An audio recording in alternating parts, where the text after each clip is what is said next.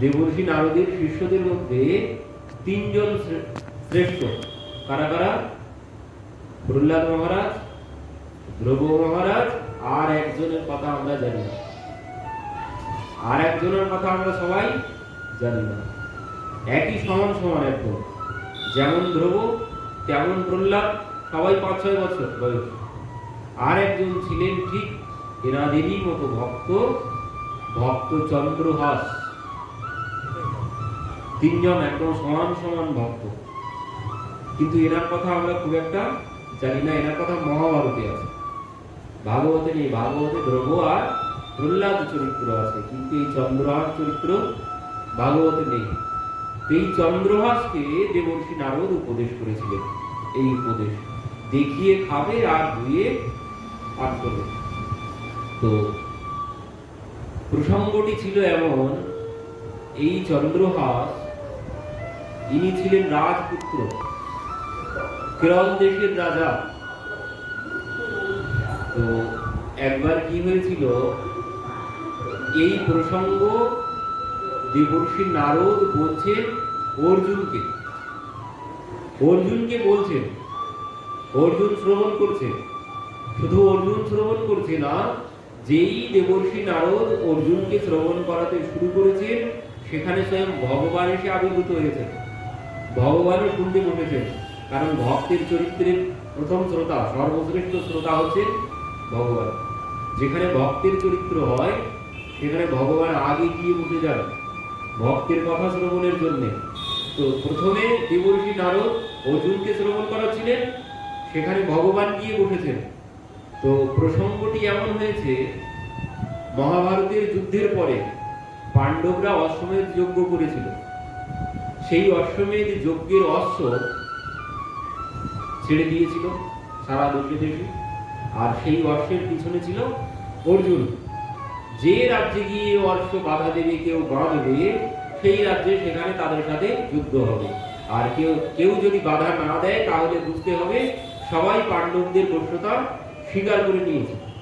তো এই অশ্ব চলতে চলতে এক রাজ্যে এসে অশ্ব বিলীন হয়ে গেছে, অদৃশ্য হয়ে গেছে, আর দেখা যাচ্ছে না। কুন্তলপুর, উত্তর ভারতে কুন্তলপুরে এসে সেই অশ্ব অদৃশ্য হয়ে গেছে, অশ্ব আর দেখা যাচ্ছে না। তখন অর্জুন বলছে, কে আমাদের অশ্বকে এইভাবে অদৃশ্য করলো, সামনে এসো। কেউ সামনে আসছে। তখন অর্জুন কি করেছেন, ওই বাণ নিক্ষেপ করতে গেছেন। ওনার তো সব রকমের বিদ্যা ওনার জানা আছে।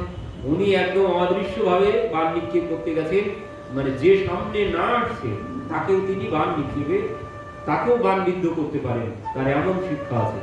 তো তিনি এইভাবে বাণ নিক্ষেপ করতে গেছেন, আর যেই বাণ নিক্ষেপ করতে গেছেন, সঙ্গে সঙ্গে সেখানে দেবর্ষি নারদ এসে উপস্থিত।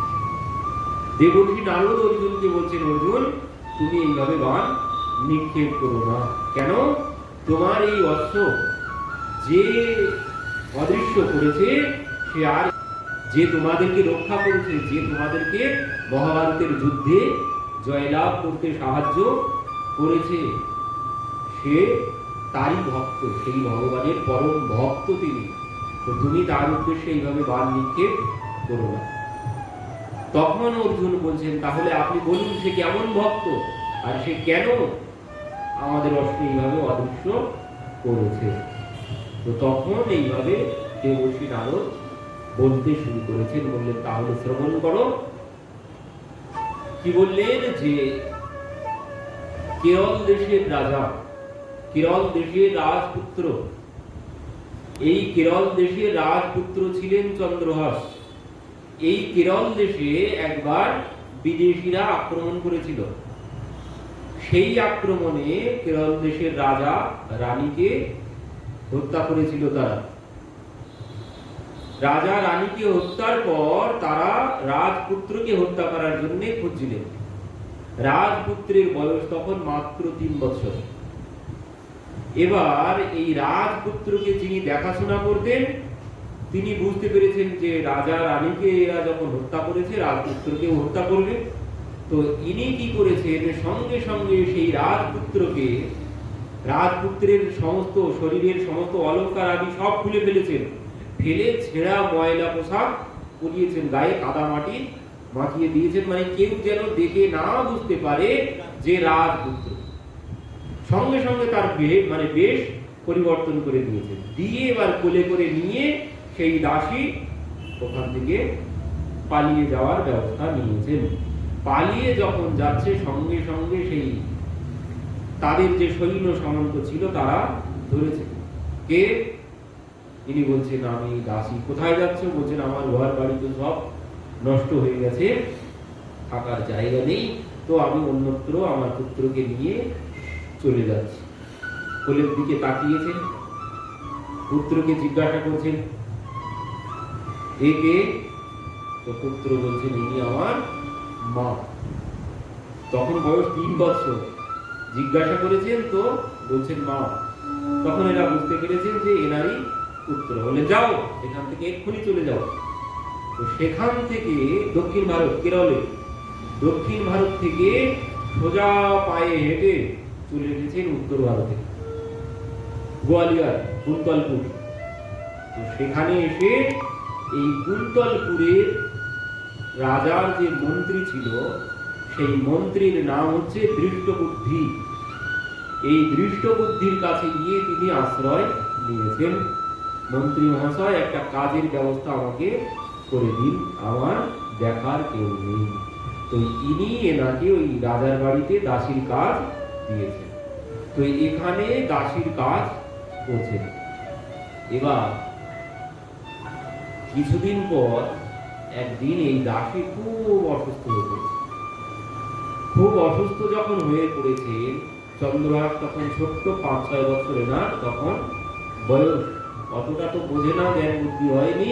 তো দেখলেন মা শুয়ে আছে, মা কথা বলতে পারছে না, গিয়ে মা মা মা মা কি হয়েছে, মা কি হয়েছে, মা কি হয়েছে, মা আর কথা বলতে পারছেন না, মা খুব অসুস্থ। তখন বলছেন মা আমাকে কে দেখবে, মা তুমি অসুস্থ হয়ে গেছো, আমাকে কে দেখবে, আমাকে কে খাওয়াবে, আমাকে কে স্নান করাবে। তখন এই দাসী বলছেন বাবা আজ থেকে তোর মা, তোর বাবা, তোর পিতা, তোর সর্বস্ব কৃষ্ণ, তিনি তোকে দেখবে। আজ থেকে তোর মাতা পিতা তোর সর্বস্ব কৃষ্ণ, তিনি তোকে দেখবে। বাবা তোকে কে দেখবে? বাবা তোর পিতা মাতা কে? বলছেন মা আমার পিতা মাতা কৃষ্ণ, আমার সর্বস্ব কৃষ্ণ। বাবা তোর পিতা মাতা কে? মা আমার পিতা মাতা কৃষ্ণ। এই বলতে বলতে সে দাসী প্রাণ ত্যাগ করেছে। এবার যখন দাসী প্রাণ ত্যাগ করেছে, তিনি বুঝতে পারলেন মা নেই। তখন এনার বয়স 5-6 বছরের মধ্যে এনার বয়স। তো পরবর্তীতে এবার সেই রাজমহল থেকে এনাকে বার করে দেওয়া হলো। রাজমহল থেকে বার করে দেওয়া হলো, রাস্তায় রাস্তায় ঘুরে বেড়ান। কেউ এনাকে আর, চন্দ্রহাসকে কেউ আর দেখতে পায় না, কারণ এই যে অল্প বয়সে মাকে হারিয়েছে, এই জন্য সবাই তাকে অভাগা, দুর্ভাগা, হতভাগা বলে। ভিক্ষা করতে গেলেও আর কেউ ভিক্ষা দেয় না, পথে পথে ঘুরে বেড়ান আর রাস্তায় রাস্তায় ঘুরে বেড়ান। আর যখন ওই খেলাধুলা করে সমস্ত বালকরা, তাদের সঙ্গে খেলা করতে গেলে কি হয়, তাদের বাবা মা যখন জানতে পারে সেই হতভাগার সঙ্গে আমাদের পুত্র খেলা করছে, তখন গিয়ে তার পিতামাতা ওখান থেকে তাদেরকে নিয়ে চলে আসে। চন্দ্রহাস এখন কি করে, তার আর তিন কুলে কেউ নেই, ওই মন্ত্র মা শিখিয়ে দিয়ে গেছে, আমার মাতা কৃষ্ণ, আমার পিতা কৃষ্ণ, আমার সর্বস্ব কৃষ্ণ, আমার মাতা কৃষ্ণ, আমার পিতা কৃষ্ণ, আমার সর্বস্ব কৃষ্ণ। তো কেউ খেলাও করতে নেয় না। দাসী পুত্র, এদিকে দাসী পুত্র, তারপরে সে দাসীও আর নেই, হতভাগা দুর্ভাগা বলে, যেমন ওই তুলসীদাসের ক্ষেত্রে হয়েছিল। কেউ তার ছায়া ডিঙাতো না, ভিক্ষাও দিত না। তো এনার ওই একই অবস্থা, কিন্তু এনার ওই মন্ত্র ইনি কিছুতেই বলেন না। আমার মাতা কৃষ্ণ, আমার পিতা কৃষ্ণ, আমার সর্বস্ব কৃষ্ণ। তো এই করতে করতে একদিন কি হয়েছে, ওই গাছতলায় বসে বসে একা একা খেলা করেন। কি খেলা করেন? ওই যে পাথর, বালকরা কি করে, ছোট্ট ছোট্ট শিশুরা পাথর কুড়িয়ে কুড়িয়ে নিয়ে এসে খেলা করে।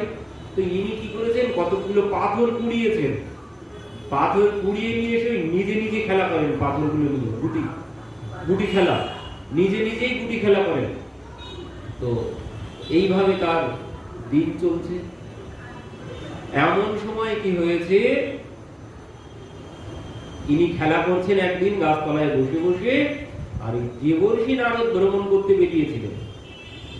দেবর্ষি নারদ যেখানে যেখানে ভগবানের ভক্ত আছে, প্রভুর ভক্ত আছে, সবার কাছে তিনি যান। সবার কাছে তিনি যান দেখতে কেমন ভাবে সে পূজা অর্চন করছে, দেখার জন্য তার দায়িত্ব এটি। তিনি সবার কাছে দেখতে যান। তো ইনি একদিন ওই ঘুরতে ঘুরতে ঘুরতে ঘুরতে এই চন্দ্রহাসকে দেখেছেন গাছতলায় বসে বসে খেলা করছে। এবার ওই যে গুটি খেলা করছে, ওই গুটির মধ্যে থেকে দেবর্ষি নারদের নজরে পড়ে গেছে। গুটির মধ্যে থেকে একটি গুটি ওনার নজরে পড়েছে। আর এই দেখে উনি এখানে ওনার কাছে এসে উপস্থিত। বাবা, তুমি কে? তোমার নাম কি? তোমার পিতার নাম কি? তোমার বাড়ি কোথায়? তখন চন্দ্রহাস বলছেন যে আমার माता पिता सब कृष्ण है घर आकाश, नाम हमार सब कहे बालोक चंद्रहास। কি বললে? মাতা পিতা সব কৃষ্ণ है घर आकाश। বলছেন এই আকাশই আমার ঘর, আমার মাতা পিতা সব কৃষ্ণ, আর নাম हमारो सब कहे बालक चंद्रहास। বললেন আমার নাম চন্দ্রহাস। বাবা, তোমার মাতা পিতা কেউ নেই? না, এগুলো তো আমার মাতা পিতা কেউ নেই, কিন্তু আমার মা বলে গেছে আমার মাতা পিতা সব কৃষ্ণ। তাই নাকি? তুমি তাকে দেখেছো? যে না, আমি তাকে দেখিনি। তো তুমি আমাকে চেনো? তুমি আমাকে চেনো? বলে না, আমি তো আপনাকে চিনি না। দেবর্ষি নারদ বলছে না, আমি তার কাছ থেকেই এসেছি, আমি তার দাস। আপনি তার কাছ থেকে এসেছেন? হ্যাঁ, আমি তার কাছ থেকে এসেছি। তো তুমি, তোমার মাতা পিতা সব তিনি? বলছেন হ্যাঁ, আমার মাতা পিতা সব তিনি। এই কথা শ্রবণ করে দেবর্ষি নারদ অতি আনন্দ পেয়েছেন। এইটুকু বালক, তার মুখে এমন কথা। এই কথা শ্রবণ করে তিনি তো খুব আনন্দ পেয়েছেন। তো এবার বলছেন, বাবা, তুমি যে যাকে বলছো তোমার পিতা মাতা, তো তুমি তার পূজা অর্চন কোনো কিছু করো? তো বলছেন না, আমি কোনো কিছু করি না। কি করে করবো? আমার তো কোনো কিছু নেই, আমি কোনো কিছু জানি না। পূজা করতে গেলে বিগ্রহ লাগে, তাও তো আমার কাছে নেই, তো আমি পূজা করবো কি করে? তখন বলছেন, বাবা, তোমার কাছে বিগ্রহ নেই কে বলেছে? আমি তো দেখতে পাচ্ছি তোমার কাছে তিনি আছেন। তুমি না জানলেও তিনি তোমার কাছেই আছে। তুমি যাকে পিতা মাতা বলে স্বীকার করে নিয়েছো, তো তিনি তো তোমার সাথেই আছে। আমার সাথে আছে? হ্যাঁ, ওই যে তুমি যে গুটি খেলা করছো, এই গুটির মধ্যে দাও গুটিগুলো আমার কাছে। তার মধ্যে থেকে একটা গুটি বার করেছে। এই দেখো, এই গুটিটা কোনো গুটি নয়, এই স্বয়ং শ্রীকৃষ্ণ, এই স্বয়ং ভগবান, শালগ্রাম ভগবান। শালগ্রাম ভগবান? বলছেন হ্যাঁ। তখন এই শালগ্রাম ভগবানের সমস্ত ইতিহাস তিনি বলে দিলেন যে দেখো, এই শালগ্রাম ভগবান তিনি ওই গণ্ডকী মাকে কৃপা করার জন্য সেই ভগবান শ্রীকৃষ্ণ এই শালগ্রাম রূপ ধারণ করেছেন। করে ওই গণ্ডকী মায়ের কোলে তিনি খেলা করেন। গণ্ডকী মা নদীর রূপ ধারণ করেছেন, আর ইনি এই শিলা রূপ ধারণ করে মায়ের কোলে খেলা করেন। তো সেই তিনি এই তো তোমার কাছে, আমার কাছে। আমার তো জানা ছিল না, তাহলে আমার তো অপরাধ হয়ে গেছে। আমি এতদিন খেলা করেছি, পূজা অর্চন কোনো কিছু করিনি।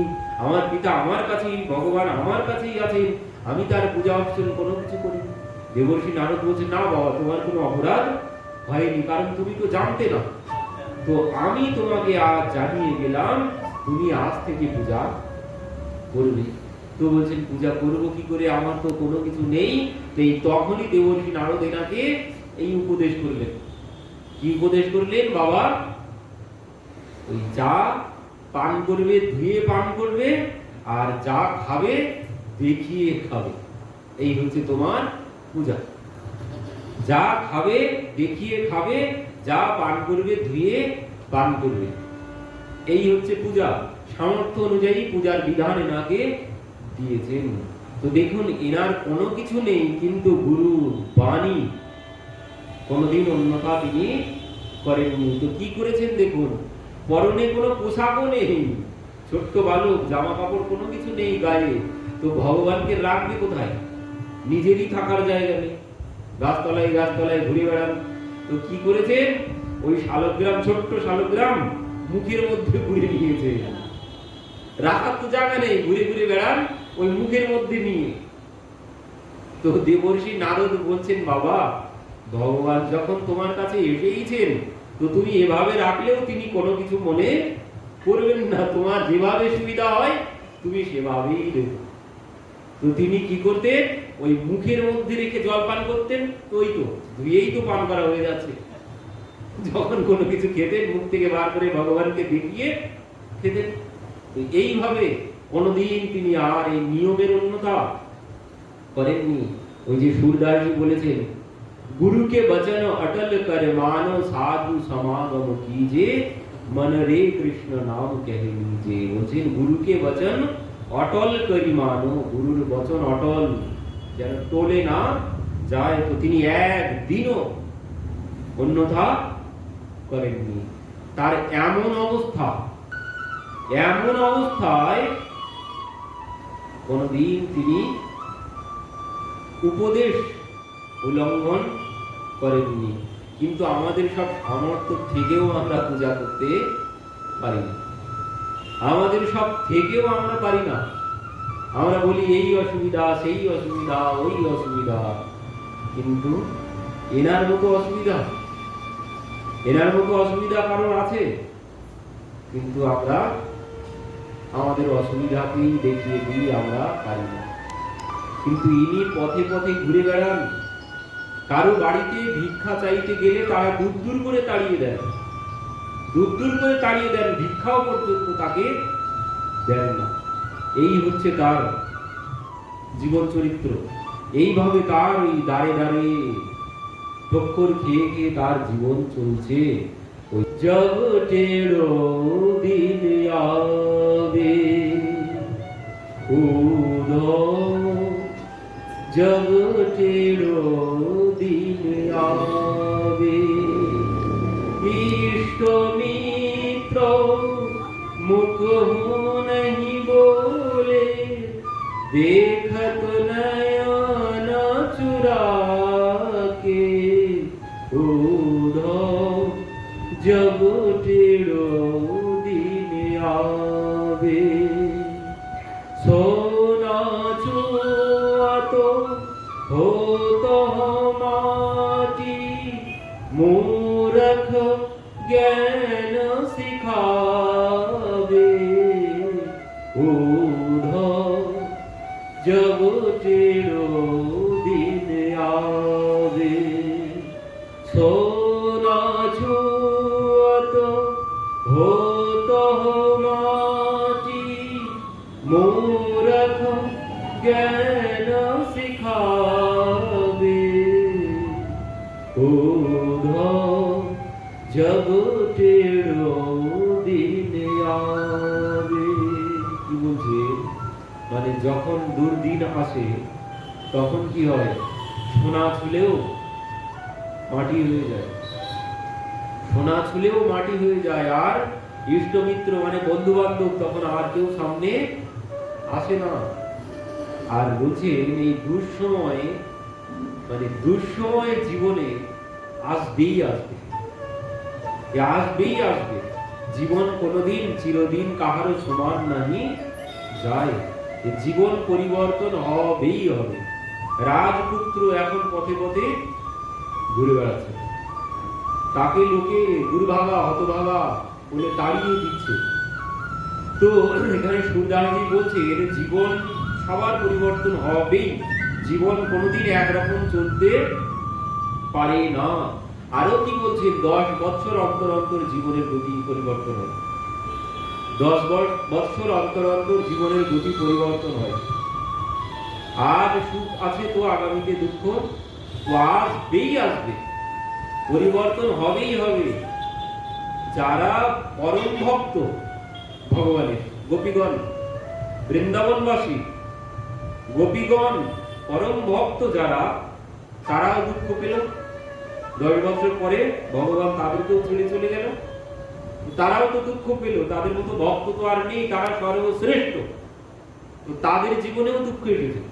তো দুঃখ সবার জীবনে আসবেই আসবে, আসবে না তা নয়। আরো কি বলছেন, ওই দুঃখের মাঝে যদি গুরুর কৃপা লাভ করতে পারি, তাহলে বুঝবেন যে দুঃখ আমার শেষ হতে চলেছে, দুঃখ আমার শেষ হতে চলেছে।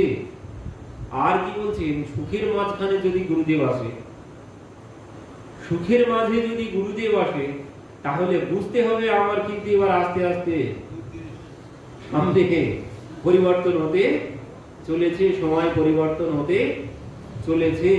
আর আজ গুরু পেয়েছি কেন? কারণ ওই যে সময় আসবে, সে সময় যেন আমি ধৈর্য হারা না হয়ে যাই, তার জন্য গুরু লাভ করে গেলাম। আর দুঃখের দিনে গুরুদেব এসেছে মানে আগামীতে সুখ আসবেই আসবে। তো এখানে গোপীরা বলছেন, মানে সুরদাসজি বলছেন, জব টেढ़ দিন আয়ে, যখন ওই দুর্দিন আসবে তখন এমনই অবস্থা হয়, কারো কোনোদিন সমান দিন যায় না। আরো কি বলছেন, টেढ़ी मेढ़ी बनी कुगड़ी बाको हरी लिपटावे उधो जब टेढ़ो दिन आवे। কি বলছে, শুধু দিন আমাদের খারাপ না, ভগবানেরও খারাপ দিন এসেছে। সে এত সুখে ছিল এখানে, এখন মথুরাতে গিয়েছে, গিয়ে তারও দিন খারাপ এসেছে। কেন?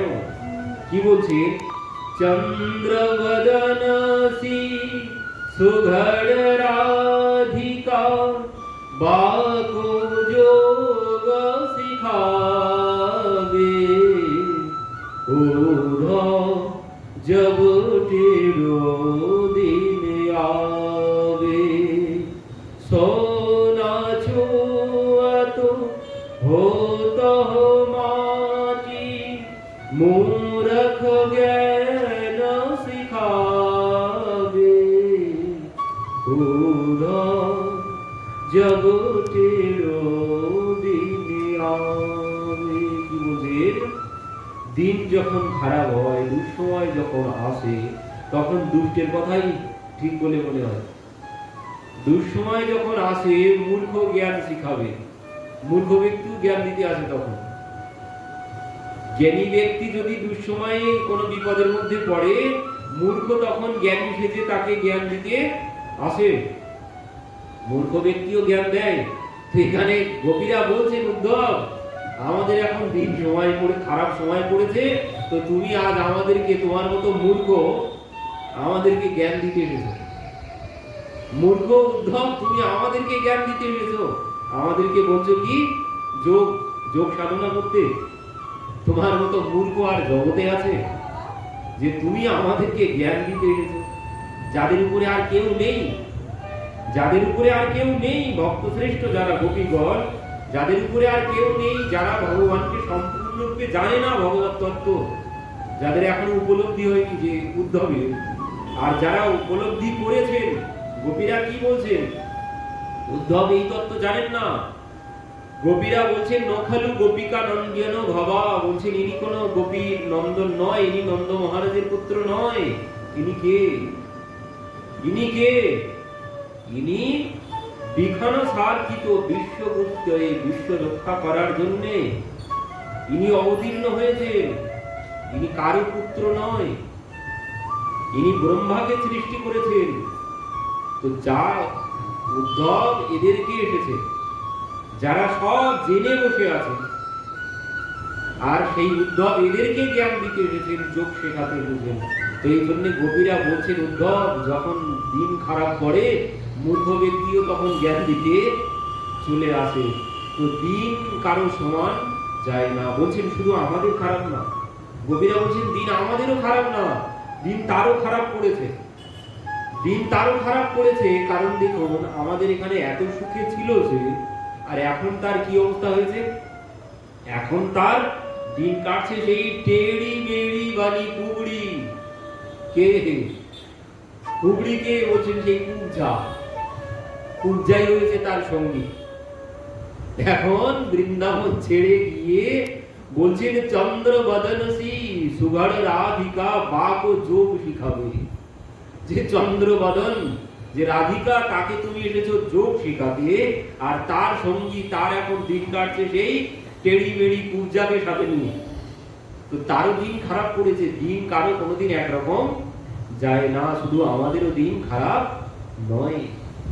তো চন্দ্রহাস রাজপুত্র, তারও আজ দিন খারাপ পড়েছে।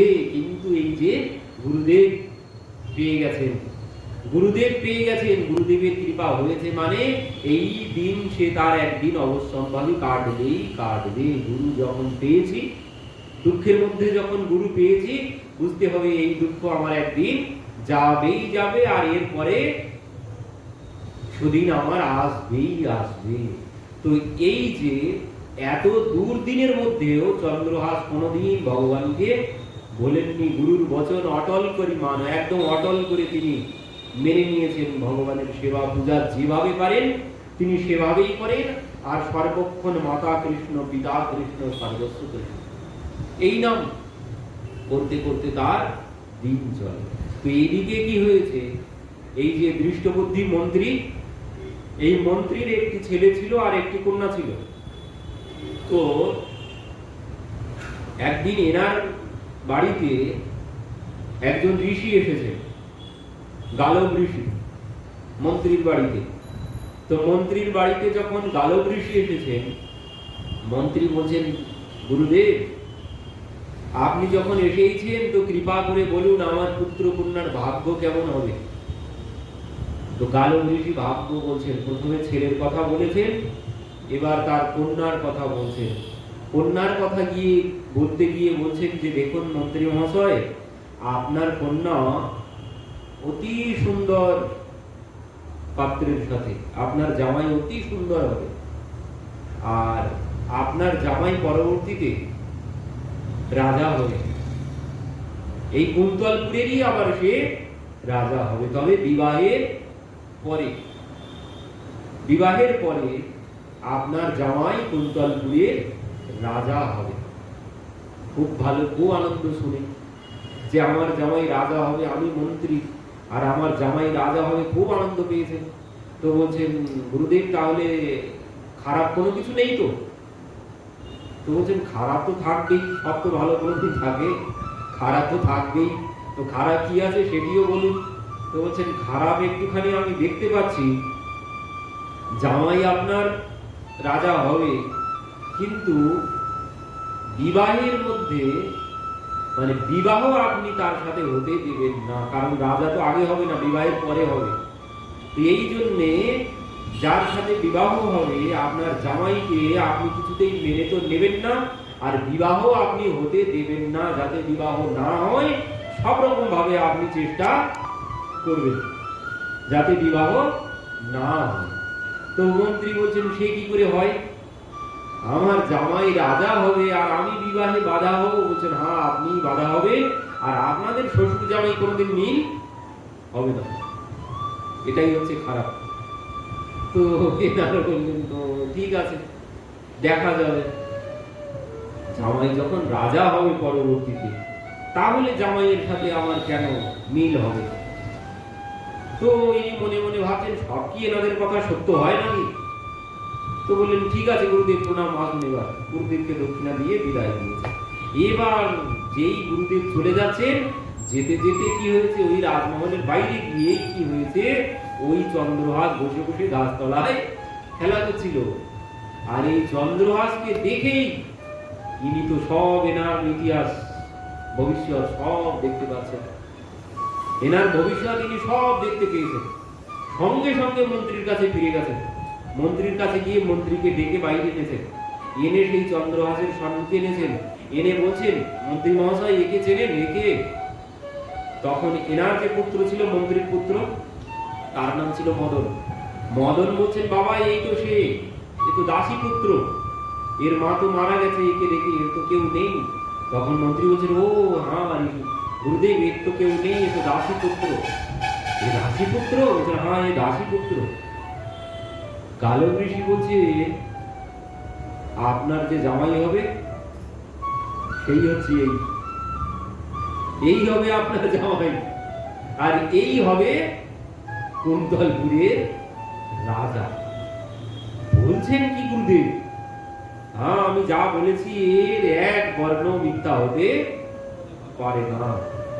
এই যে বলেছেন, এবার দৃষ্টবুদ্ধি বলছেন, এ হবে আমার রাজ্যের রাজা, এই হবে আমার জামাই দাসী পুত্র। এ কোনোদিন সম্ভব না, এসব এরা কোনো কিছু জানে না। ঠিক আছে গুরুদেব, আপনি আসুন। কোন গুরুদেব চলে গেছে। এবার ভাবছেন, এই দাসী পুত্র হবে আমার জামাই, এ কোনোদিন মেনে নেওয়া সম্ভব নয়। তো কি করা যায়? তো এবার উনি ভাবছেন, একে মেরে ফেলতে হবে যেভাবে। তো মেরে ফেলা যায় কি করে, মেরে ফেলা যায় কি করে, এই চিন্তা করতে তিনি শুরু করেছেন। চিন্তা করতে করতে একদিন তিনি পথ বার করেও ফেলেছেন। এবার ওই কয়েকজন, ইনি তো মন্ত্রী, এনার আদেশে সবাই কাজ করবে, তো ৩-৪ জনকে ঠিক করেছেন, করে বলছেন, এই যে দাসী পুত্র রাস্তায় রাস্তায় ঘুরে বেড়ায়, একে তোমরা মেরে ফেলবে। তারা বলছেন, কেন মন্ত্রী মহাশয়, আমরা কি জন্য মারতে যাবো, এর অপরাধ কি? যে ওসব কিছু জানি না, আমার আদেশ, আর একে যদি হত্যা তোমরা না করো, তোমাদেরকেই আমি হত্যা করব। তখন বলছেন, মন্ত্রী মহাশয় একে আমরা কিভাবে হত্যা করবো, ছোট্ট বালক। তো বলছেন যে, দেখো এক কাজ করো, এ খুব ওই সাধু সন্ত খুব ভালোবাসে, এর কাছে যাবে, সাধু সেজে, গলায় মালা তিলক পরে, ধুতি পরে এর কাছে যাবে, এমনিতেই তোমাদের কাছে চলে আসবে, একে ধরার জন্য কোনো কষ্টও করতে হবে না। তো ৩ জন কি করেছেন, ওই সাধু সেজেছেন, সেজে ও সম্মুখে যেই গেছেন, ও তো দেখেই দেবর্ষি নারদ আগে সব বিধান দিয়ে গেছে, সাধু দর্শন করলে কি করতে হয়। সঙ্গে সঙ্গে দূর থেকে দেখে, একে আর ডাকতে হয়নি, এসে সাষ্টাঙ্গে এনাদের ৩ জনাকে প্রণাম করেছে। এবার যেই প্রণাম করেছেন, প্রণামের একটা গুণ আছে, ও যত বড় শত্রু হোক না কেন, আমি যদি কাউকে প্রণাম করি, আমার শত্রুকেও যদি আমি প্রণাম করতে পারি, ও সে কোনোদিন শত্রুতা আমার সাথে করতেই পারবে না। ও শত্রুর মন গলবেই গলবে।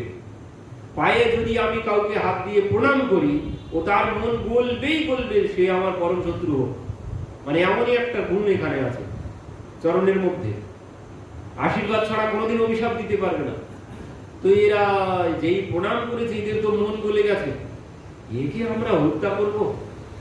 বলছেন, কিছু করার নেই, মন্ত্রীর আদেশ, না হলে তো আমাদেরই হত্যা করবে। তো এবার এদেরকে মানে এরা একে পেয়ে বলছেন, চলো বাবা, তোমার নাম কি, তোমার বাবার নাম কি? সব তো আগেই শুনেছেন। ইনি বলছেন, আমার কোনো কিছু নেই, আমার সব কিছু কৃষ্ণ। তো চলো বাবা, তাহলে তুমি আমাদের সাথে চলো, আমাদের আশ্রমে চলো। তো বললেন, ঠিক আছে চলুন। তো এনাদের সাথে সাথে আসছে। এবার আস্তে আস্তে এরা কি করেছে, জঙ্গলের মধ্যে নিয়ে চলে গেছেন। তো বলছেন, আপনারা জঙ্গলের মধ্যে কোথায় যাচ্ছেন? তো বলছেন, আমাদের আশ্রম যেখানে, জঙ্গলের ভিতর দিয়েই যেতে হয়। এবার গভীর জঙ্গলের মধ্যে গিয়ে এরা কি করেছে, ও সে ধুতি টুতি সব খুলে ফেলে এবার হাতে ছুরি নিয়েছে। বলছেন, আমরা কোনো সাধু সন্ত না, আমরা তোকে হত্যা করব। কি? আপনারা আমাকে হত্যা করবেন? কেন? আমি কি অপরাধ করেছি? ওসব আমরা জানি না, আমরা তোকে হত্যা করব। আমরা কোনো কথা তোকে বলতে পারবো না, আর তুইও আমাদের সাথে কোনো কথা বলিস না। কেন? কারণ ওই যে মন দুর্বল হয়ে গেছে, মন দুর্বল হয়ে গেছে, আগেই প্রণাম করেছে, এই জন্য এরাও মনে মনে ভাবছে কি করে হত্যা করি। তো এই জন্য বলছেন, অত কথা আমরা বলতে পারবো না, আর তুইও আমাদের সাথে কথা বলিস না, আমরা তোকে হত্যা করবো, তুই প্রস্তুত। এবার বলছেন, আপনারা আমাকে হত্যা করবেন? তো ঠিক আছে, আমার একটু শেষ ইচ্ছা আছে। কি ইচ্ছা? বলছেন, আমার ভগবানকে আর পূজা দেওয়া হয়নি, তো শেষবারের মতো আমি ভগবানকে পূজা দিয়ে নি। তুই পূজা দিতে যাবি কোথায়? মানে চলে যাবি? বলে, না আমি কোথাও চলে যাবো না, এখানেই পূজা দেবো। এখানেই পূজা দিবি মানে ভগবান কোথায়? তখন মুখের ভিতর থেকে শালগ্রাম ভগবান বার করেছে। করে গাছতলায় পাতা দিয়ে গাছতলায় বসিয়েছেন, বসে ওই পাশেই গাছের থেকে ফুল ফল এনে ভগবানকে পূজা দিয়েছেন, দিয়ে বলছেন, হে প্রভু, হে নাথ, এ জীবন তো আমার গেল, তাতে আমার কোনো দুঃখ নেই, তবে প্রভু আগামীতে যদি আবার তুমি আমাকে পাঠাও, এমন ভাবে আমাকে আর পাঠিও না, এমন জায়গায় আমার আর জন্ম দিও না। এই বলে তিনি প্রভুকে প্রণাম করেছেন। আর যেই প্রণাম করেছেন, এদিকে ভগবানের কৃপায় এদের মন তো আগেই তো বলে গিয়েই ছিল, এবার আরো বলে গেছে। ভগবানের কৃপায় এদের মন আরো বলে গেছে। এরা ভাবতে শুরু করেছে, এই ভক্তকে আমরা, এই ছোট্ট বালক, একে আমরা কি করে হত্যা করব? একে আমরা হত্যা করতে পারবো না।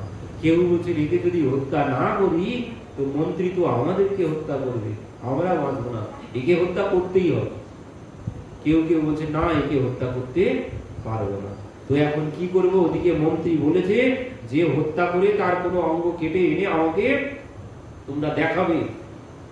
তো এরা তো খুব চিন্তায় পড়েছে, এখন কি করি। সঙ্গে সঙ্গে তাদের নজর গেছে ওই ওনার চরণের দিকে, চন্দ্রহাসের চরণের দিকে। দেখছেন কি, ওনার এক পায়ে 5টা আঙুলের জায়গায় 6টা আঙুল। এই দেখেই এরা বলছে জাপ পেয়ে গেছে।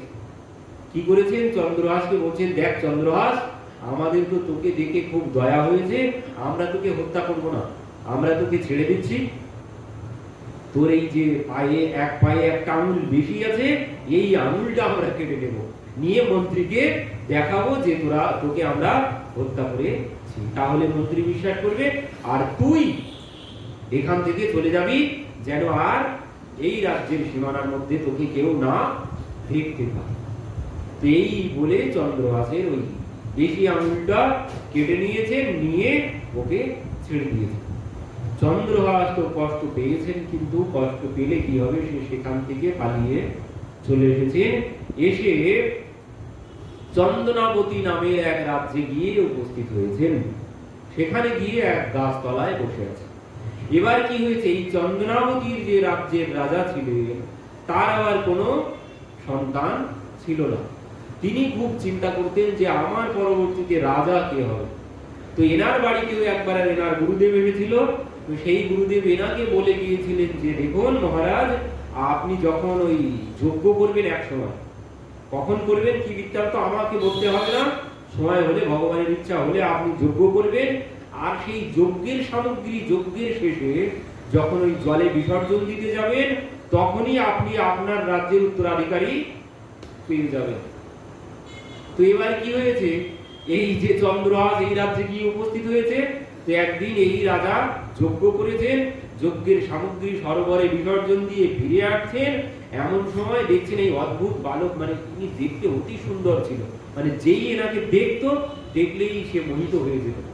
তো ইনি গাছতলায় বসে আছে, এনাকে দেখে রাজা মুগ্ধ হয়ে এনার কাছে এসেছেন। এসে জিজ্ঞাসা করছেন, বাবা কে তুমি, তোমার নাম কি, তোমার বাবার নাম কি, তোমার মায়ের নাম কি? আর যেই বলেছেন, তখন ইনি বলছেন, মাতা পিতা সব কৃষ্ণ है घर आकाश, नाम मेरो सब कहे बालक चंद्रहास।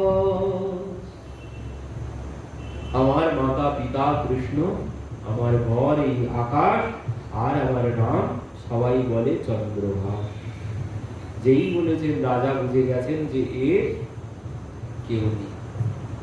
তো বাবা, যা বুঝলাম তোমার তাহলে কেউ নেই, তুমি আমার বাড়িতে যাবে আমার সাথে? তো বলছেন, কেন যাব না, আমার তো কেউ নেই, তো আপনি যদি বলেন যাব, তবে দেখুন একটা শর্ত আছে। কি বলছেন? আমি যেতে পারি আপনার সাথে, আপনার কাছে, আপনার বাড়িতে, তবে আমার এই ভগবানের সেবায় বাধা দিলে চলবে না, তাহলে আমি যেতে পারি। রাজা বলছেন, বাবা কোনো বাধা দেবো না, আমি তোমার জন্য মন্দির বানিয়ে দেবো তোমার ভগবানের জন্য, তুমি যদি আমার বাড়িতে যাও। তো এবার ইনি ওনার সাথে ওনার বাড়িতে চলে গেছেন। যখন গেছেন, এই রাজা এনাকে আবার পড়াশোনা সবকিছু শিখিয়েছেন। শিখিয়ে এনা যখন বড় হয়েছে, 20-22 বছর যখন বয়স হয়েছে এনার, তখন ইনি এই চন্দ্রহাসকে যুবরাজ ঘোষণা করে দিয়েছেন। রাজ্যের যুবরাজ ঘোষণা করে দিয়েছেন। এবার একদিন পুত্র পেয়ে, যুবরাজ পেয়ে ইনি তো খুব আনন্দে আছেন। এদিকে সেই নন্দ মহারাজের মতো অবস্থা হয়েছে। নন্দকে আনন্দ ভাই জয় কানাইয়া লাল কি করতে করতে ওদিকে যে কংসের কর দিতে হয়, বাৎসরিক কর, সে কথা নন্দ মহারাজ ভুলে গেছেন। তো ঠিক এনার ওই একই অবস্থা হয়েছে। ইনি পুত্র পেয়ে ও কর দেওয়ার কথা ভুলে গেছে। পুত্রকে যুবরাজ ঘোষণা করেছেন যখন, সেই বছরে মানে এই আনন্দে সে কর দেওয়ার কথা দিন তিনি ভুলে গেছেন। এবার কর দেওয়ার দিন যখন ভুলে গেছে, এনার যেদিন স্মরণ হয়েছে, ওই যুবরাজকে মানে চন্দ্রহাসকে বলছেন, চন্দ্রহাস আমার তো কর দেওয়ার দিন অনেক দিন আগে পেরিয়ে গেছে, আনন্দের মাঝখানে তোমাকে পেয়ে আমি সব ভুলে গেছি, তো চলো আমরা কর দিতে যাব। আর কোথায় কর দিতে যাবে? ওই কুন্তলপুরে, মানে কুন্তলপুরের মধ্যেই এই চন্দনাবতী রাজ্য। এই কুন্তলপুরে এনাকে বছরে বাৎসরিক কর দিতে হয়। তো বলছেন চলো বাবা আমরা করটা দিয়ে আসি, অনেক দেরি হয়ে গেছে। তো এই যে দিতে যাব বলতে বলতে কি হয়েছে, এদিকে কুন্তলপুরের মহারাজও তিনিও চিন্তায় পড়েছেন, কি ব্যাপার, চন্দনাবতী থেকে আমার কর কেন এবছর এলো না? মন্ত্রী মহাশয় আপনি চলে যান। ওনারা যখন ওদিকে আসবেন বলে প্রস্তুত হচ্ছেন, ঠিক সে সময় এই দৃষ্টবুদ্ধি মন্ত্রী গিয়ে উপস্থিত হয়েছে। যেই মন্ত্রী গেছেন উনি তো রাজা বলছেন, আসুন মন্ত্রী মহাশয় আমি তো যাব বলেই তৈরি হচ্ছিলাম, তো খুব ভালো হয়েছে আপনি এসেছেন। তো বলুন আপনার এবার কর দিতে এত দেরি হলো কেন? কর দিতে যাননি কেন? তখন বলছেন মন্ত্রী মহাশয় আর বলবেন না, বড় খুশির সংবাদ। কি খুশির সংবাদ? বলছেন আমি আমার রাজ্যের উত্তরাধিকারী পেয়ে গেছি, আর আমি তাকে যুবরাজও ঘোষণাও করে ফেলেছি। তাই নাকি? আপনি যুবরাজ ঘোষণা করে ফেলেছেন? তো কই আমাকে তাকে দেখান, আমার সম্মুখে নিয়ে আসুন। ভিতরে গিয়ে চন্দ্রহাসকে বললেন, যাও চন্দ্রহাস, মন্ত্রী মহাশয় এসেছেন, ওনাকে গিয়ে প্রণাম করো। এবার যেই চন্দ্রহাস এসেছে দৃষ্টবুদ্ধি সম্মুখে, দৃষ্টবুদ্ধি দেখেই তো চোখগুলো বড় বড় হয়ে গেছে। একে তো কোথায় দেখেছি মনে হচ্ছে, একে তো কোথায় দেখেছি, একে তো চেনা চেনা লাগছে, কিছুতেই মনে করতে পারছেন না, একে তো কোথায় দেখেছি, চেনা চেনা লাগছে। তখন এবার ইনি চিনতে পেরেছেন, চন্দ্রহাস চিনতে পেরেছেন। চন্দ্রহাস চিনতে পেরেই ইনি হেসে ফেলেছেন। এবার যখন হেসেছেন, দৃষ্টবুদ্ধি বলছেন, তুমি হাসছো কেন? বলছেন মন্ত্রী মহাশয় আমাকে চিনতে পারলেন না কেন, তুমি কে? তখন বলছেন আমি সেই দাসী পুত্র। তুমি সেই দাসী পুত্র? হ্যাঁ, কই তোমার পাদুকাটা খোলো। ইনি জানেন, যেই খুলেছেন পাদুকা দেখতে পাচ্ছেন ওই 6টি আঙুলের জায়গায় 5টি আঙুল আছে, আর ওই একটি আঙুল কাটার দাগটা আছে। তখন এটার বিশ্বাস হয়ে গেল, হায় সর্বনাশ, আমার সাথে এত বড় ছলনা আমার সাথে করেছে। আমি ভাবতাম আমার থেকে বুদ্ধিমান আর কেউ নেই, আমি রাজার মন্ত্রী, আমি আদেশ দিয়েছিলাম একে হত্যা করার জন্য, আর আমার সাথে এত বড় ছলনা। ওনার তো আর বুঝতে বাকি নেই, এই সেই দাসী পুত্র। সঙ্গে সঙ্গে এবার মাথায় এসেছে, একে কি করা যায়, যদি আমার জামাই হয়ে যায় তো এখন কি করা যায়। তো এইবার ইনি প্ল্যান করেছেন, কি চিন্তা ভাবনা করেছেন। রাজা যখন এসেছেন বলছেন, মহারাজ, মন্ত্রী মহাশয় দেখেছেন আমার পুত্রকে? বলছেন হ্যাঁ দেখেছি, আপনার পুত্র তো খুব সুন্দর দেখতে, খুব ভালো হয়েছে, তবে আপনি একটা ভুল করেছেন। কি ভুল করেছেন? আপনি যে রাজাকে জানাননি, রাজা তো স্বীকার নাও করতে পারে। আপনি রাজাকে না জানিয়ে যুবরাজ ঘোষণা করে দিয়েছেন, রাজা তো একে যুবরাজ বলে নাও মানতে পারে।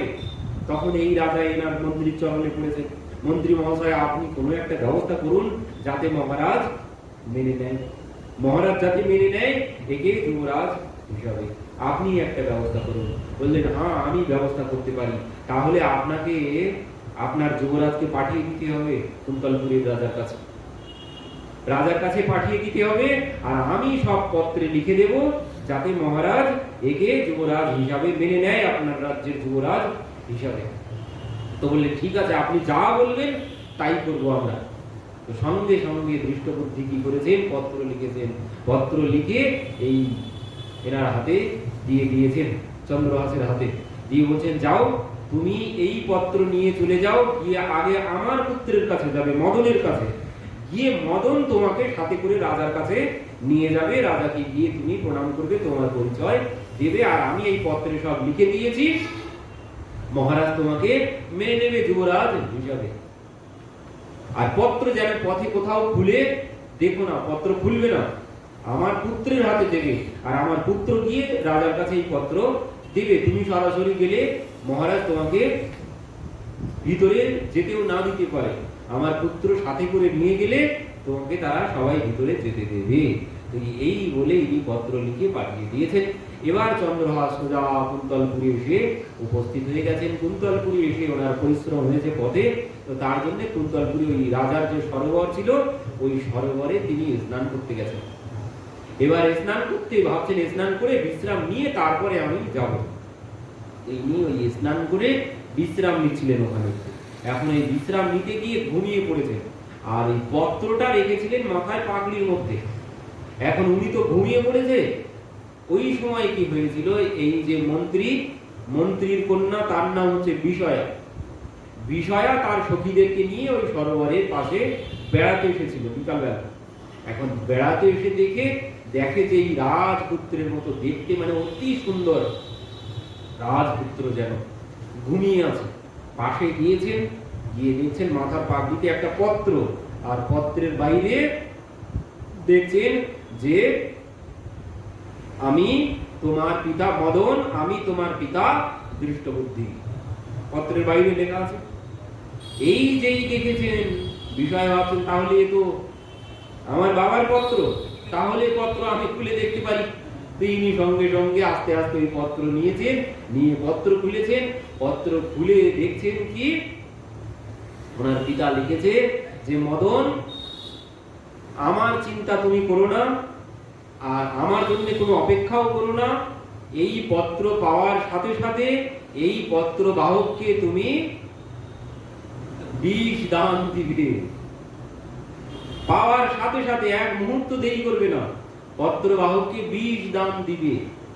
এদিকে কি হয়েছে, মন্ত্রী যখন যাচ্ছিলেন, যাওয়ার সময় মন্ত্রীর পত্নী মন্ত্রীকে বলেছিলেন, তাতে মন্ত্রীর পুত্রও সে কথা শুনেছেন, আর মন্ত্রীর কন্যাও সে কথা জানেন। কি বলছেন, যখন যাচ্ছিলেন মন্ত্রীকে তার পত্নী বলছেন, দেখো আমাদের কন্যা তো বড় হয়েছে, তো তুমি যাচ্ছ চন্দনাবতীতে, তো ওই রাজ্যে দেখো যদি কোনো পাত্রের ব্যবস্থা হয় কন্যার জন্য, কারণ তো বড় হয়েছে কন্যা, তো তাকে তো পাত্রস্থ করতে হবে। তো মন্ত্রী যাওয়ার সময় বলে গিয়েছিল যে আমি দেখব ওখানে যদি কোনো পাত্র, সুযোগ্য পাত্র পাই, তাহলে পাত্র আমি ঠিক করেই আসবো, কথাবার্তা বলেই আসবো, তোমাদের কোনো চিন্তা করতে হবে না। এবার এই কথা, এই বিষয়ও সেও জানে। তো এবার বিষয়া যখন দেখছেন পত্রে লেখা আছে, পত্র পাওয়া মাত্র মদন একে এই পত্র বাহককে 20 দান দিবে, তখন বিষয়া ভাবছেন আমার পিতা তো বলে গিয়েছিল আমার জন্য পাত্র খুঁজতে তিনি যাচ্ছেন, পাত্র খুঁজে নিয়ে আসবেন সেখান থেকে। তো আমার পিতা হয়তো তাড়াহুড়া করে ওই লিখতে গিয়ে বানান ভুল করে ফেলেছে, 20 লিখে ফেলেছে। তো এই জন্য কি করেছেন, ও বিষয়া কি করেছেন, ওই 20-এর জায়গায় চোখের কাজল দিয়ে নখ দিয়ে অন্তস্থা লিখে দিয়েছেন, অন্তস্থা একা 20 থেকে বিষয়া হয়ে গেছে। এবার ওই লিখে পত্র বাঁচ করে আবার যেভাবে ছিল ওইভাবে রেখে দিয়েছেন। ওদিকে চন্দ্রহাসের ঘুম ভেঙেছে। চন্দ্রহাস সোজা মন্ত্রী মহাশয়ের বাড়িতে গেছেন, মদনকে গিয়ে চিঠি দিয়েছেন। আর যেই চিঠি দিয়েছেন, মদন চিঠি খুলেই সঙ্গে সঙ্গে দেখছেন, মদন আমি তোমার পিতা, এই পত্রবাহককে পাওয়া মাত্র মুহূর্ত দেরি করবে না, বিষয়া দান দিবে। এই পড়তে পড়তে পত্র পড়ছেন, এমন সময় গালব ঋষিও এসে উপস্থিত। গালব ঋষিকে বলছেন, ঋষিবর এই দেখুন আমার পিতা কি লিখেছে।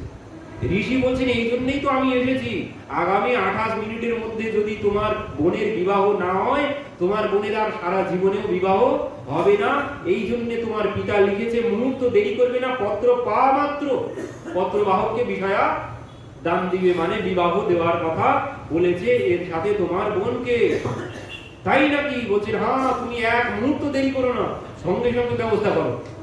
সঙ্গে সঙ্গে ব্যবস্থা করা হলো, গালব ঋষি বিবাহ করিয়ে দিলেন। চন্দ্রহাসের সাথে বিষয়ার বিবাহ হয়ে গেল। পরের দিন এদিকে ফিরে এসেছেন ওদিকে দৃষ্টবুদ্ধি যখন বাড়িতে এসেছেন, এদিকে জামাই আর মেয়ে গিয়ে বাবাকে প্রণাম করতে গেছেন। আর যেই প্রণাম করতে গেছে, দৃষ্টবুদ্ধির চোখ তো একদম বড় বড় হয়ে গেছে। মদনকে বলছে, এই মদন এদিকে আয়, পত্র পড়িসনি তুই? আমি কি লিখেছিলাম? বলছেন, হ্যাঁ পিতা, আমি তো পত্র পড়েই সঙ্গে সঙ্গে এই ব্যবস্থা করেছি। তুমি তো লিখেছিলে পত্র পাওয়া মাত্র মুহূর্ত দেরি যেন আমি না করি। আর সাথে সাথেই গাল ঋষি এসে বলল 28 মিনিটের মধ্যে বিবাহ না হলে আর বোনের বিবাহ হবে না, তাই আমি বিবাহ দিয়ে দিয়েছি। ওই পত্র দেখি।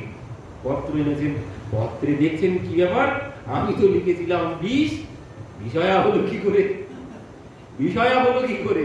তখন এবার ভাবছেন, হায় হায়, দাসী পুত্র হয়ে গেল আমার জামাই, দাসী পুত্র হয়ে গেল আমার জামাই, আমি কিছু করতে পারলাম না। তো ঠিক আছে বাবা, তো বিবাহ তো হয়ে গেছে, খুব ভালো হয়েছে, আমি আশীর্বাদ করছি তোমরা সুখী হও, কিন্তু তার আগে একটি কর্তব্য আছে। কি? আমাদের মায়ের মন্দিরে পূজা দিতে হয়। তুমি দিয়েছো? বলছেন না, আমাকে কেউ বলেনি। তো আগামীকাল ভোরবেলা 3টার সময় তুমি যাবে মায়ের মন্দিরে পূজা দিতে। বললেন ঠিক আছে যাব।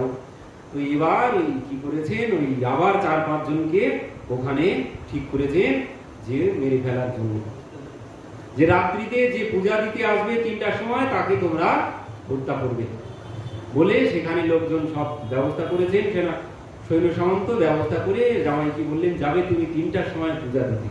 সে তো এবার পূজা দিতে যাবে বলে বার হচ্ছেন। এদিকে কি হয়েছে, জামাই পূজা দিতে যাওয়ার আগে ওই রাজ্যের রাজা তিনি গেছেন ওই মন্দিরে রাত 3টার সময় পূজা দিতে। আর যেই গেছেন কি হয়েছে, তারা তাকে হত্যা করে ফেলেছেন। আর যেই হত্যা করেছেন, এই থেকে চন্দ্রহাস গিয়ে উপস্থিত, গিয়ে দেখছেন এই হত্যাকাণ্ড হয়ে গেছে এখানে। তখন বলছেন কি ব্যাপার, কি হয়েছে? তখন দেখলেন যে যাকে হত্যা করেছে তিনি মহারাজ, রাজ্যের রাজা। সঙ্গে সঙ্গে লোকজন সব ছুটে এসেছে। কার নির্দেশে কারা করলো সব জানাজানি হয়ে গেল। তারাও ধরে যখন ফেলেছে তাদেরকে, তারা বলছেন আমরা মন্ত্রীর নির্দেশ করেছি।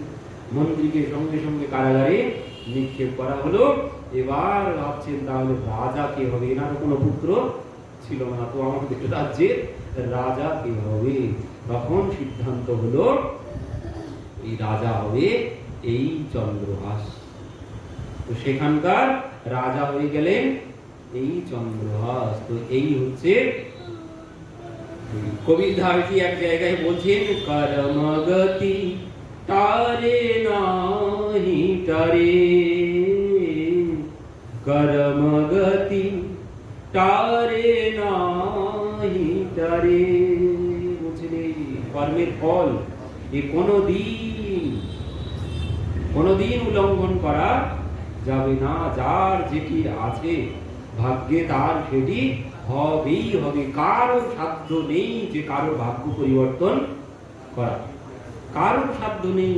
এই জন্য কবির দাসজি বলছেন, মুনি বশিষ্ঠ সে পণ্ডিত জ্ঞানী, सीता को लगन धरे, कर्म गति तारे नाही तारे, सीता हरण मरण दशरथ को वन में विपत्ति पड़े,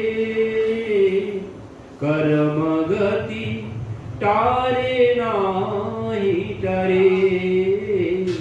कहते कबीर सुनो भाई साधो, होनी हो के रहे, कर्म गति तारे नाही तारे। বলছেন যেটি হওয়ার সেটি হবেই, ও কারো সাধ্য নেই। বলছেন কি মুনি বশিষ্ঠ সে পণ্ডিত জ্ঞানী, বশিষ্ঠের মতো জ্ঞানী পণ্ডিত যিনি সীতা দেবীর বিবাহের লগ্ন ঠিক করেছিলেন, শুভ লগ্নে বিবাহ হবে। তো সব কিছু এত শুভ ব্যবস্থা করা হলো, তবুও কি হলো? সীতা হরণ মরণ দশরথ গো, সীতা হরণ হলো, দশরথেরও মৃত্যু হলো, বনে বিপত্তি পড়ে, বনে গিয়ে এত বিপত্তি তাদের ভোগ করতে হলো। কিন্তু বশিষ্ঠ বলেছিলেন যে মহারাজ এই লগ্নে এই শুভক্ষণে যদি বিবাহ হয় তাহলে আপনার কন্যার বড় মঙ্গল হবে। কোথায় মঙ্গল হলো? দুঃখ তো ভোগ করতেই হলো। তো এই জন্য বলছেন, ওই কবির দাসজি বলছেন, कहते কবির শুনো ভাই সাধো, হোনি হো কে রহে, বলছেন যেটি হওয়ার ও সেটি হবেই হবে, কোনো ভাবে টলানো সম্ভব নয়। তো এখানে এত ব্যবস্থা করলেন কিন্তু কোনো কিছুতেই কোনো কিছু হলো না। কেন হলো না? কারণ সব ভগবানের ইচ্ছা, সব ভগবানের ইচ্ছা। তিনি যেটি করাবেন তো সেটি হবে, কারোর দ্বারা কোনো কিছু করা সম্ভব নয়। তার হাতে সবকিছু, আমাদের হাতে কোনো কিছু নেই। তো ভাগ্যে যদি দুর্ভাগ্য থাকে তো সেই দুর্ভাগ্য সুভাগ্যে পরিবর্তন হতে পারে। কার ইচ্ছায়? আমার ইচ্ছায় নয়। ভগবান যদি কৃপা করেন, তিনি যদি ইচ্ছা করেন, তো তার এই দুর্ভাগ্য এমন সৌভাগ্যে পরিণত হলো। কিসের জন্যে? বলছেন এই যে ব্রত, এই যে ব্রত তিনি নিয়েছেন, গুরুকে বচন অটল করি মানো, গুরুর কথা তিনি অটল করে নিয়েছেন। এই কথা তিনি কোনোদিন অন্যথা করেননি। ধোকে পিনা আর দিখাকে খানা, এই পূজা তিনি, তো এই পূজার দ্বারা তার ভাগ্যের পরিবর্তন, পূজার দ্বারা তার ভাগ্যের পরিবর্তন হয়ে গেল। তো এই জন্য বলছেন যে কোনো ভক্তি অঙ্গের যে কোনো একটি অঙ্গ যদি কেউ নিষ্ঠার সাথে গ্রহণ করতে পারি তাহলেই তার কল্যাণ তার দ্বারাই হবে। সেই নিষ্ঠাতেই তার পরম কল্যাণ হয়ে যাবে, যেভাবে চন্দ্রহাস তার জীবনে কল্যাণ হলো। তো এইভাবে যদি আমি যে কোনো অঙ্গে, নবদা ভক্তি অঙ্গের যে কোনো একটি অঙ্গে আমার যদি নিষ্ঠা এসে যায় তাহলে আমারও পরম কল্যাণ হবেই হবে। ভগবান যদি কৃপা করেন ও যতই দুঃখ থাকুক সমস্ত দুঃখ সব একদিন দূর হয়ে যাবে। তার উপরে কারো সাধ্য নেই। তো জগৎ কেউ কোনো কিছু করতে পারে না। তিনি যেটি করাবেন সেটি হবেই হবে।